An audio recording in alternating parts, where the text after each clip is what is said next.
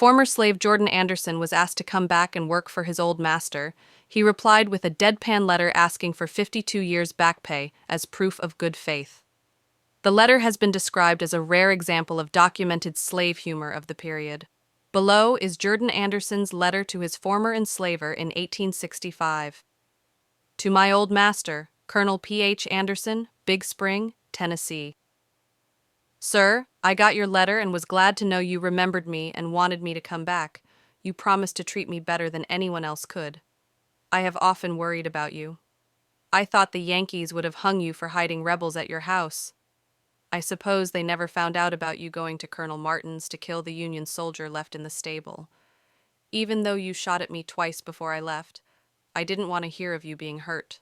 I'm glad you are still alive. It would be nice to visit the old home and see Miss Mary, Miss Martha, Allen, Esther, Green, and Lee. Give them my love and tell them I hope we will meet in a better world, if not in this one.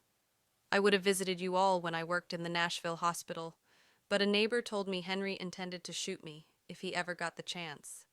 I want to know what good chance you propose for me. I am doing fairly well here. I get $25 a month, with food and clothing. I have a comfortable home for Mandy. People here call her Mrs. Anderson, and the children Millie, Jane, and Grundy. They go to school and are learning well. The teacher says Grundy has a head for a preacher. They go to Sunday school, and Mandy and I attend church regularly.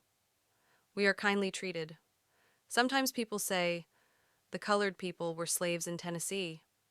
The children feel hurt, but I tell them it was no disgrace to belong to Colonel Anderson.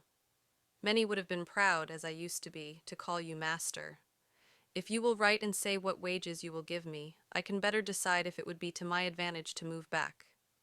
As to my freedom, which you say I can have, there is nothing to be gained there since I got my free papers in 1864 from the Provost Marshal General of Nashville. Mandy says she would be afraid to go back without proof that you will treat us justly and kindly. We have decided to test your sincerity by asking you to send us our wages for the time we served you. This will help us forget and forgive old scores and trust your justice and friendship in the future. I served you faithfully for 32 years and Mandy for 20 years. At $25 a month for me and $2 a week for Mandy, our earnings would amount to $11,680. Add interest for the time our wages were withheld, deduct what you paid for our clothing and doctor visits, and the balance will show what we are due. Please send the money by Adams Express, care of V. Winters, Esquire, Dayton, Ohio. If you fail to pay us for our past labor, we can have little faith in your future promises. We trust the good Lord has opened your eyes to the wrongs done to me and my ancestors by making us toil for generations without pay. Here I draw my wages every Saturday night, but in Tennessee, there was never a payday for the Negroes any more than for the horses and cows. Surely there will be a day of reckoning for those who cheat the laborer of his hire. In answering this letter, please state if there would be any safety for my Millie and Jane, who are now grown and both good-looking girls. You know how it was with Matilda and Catherine.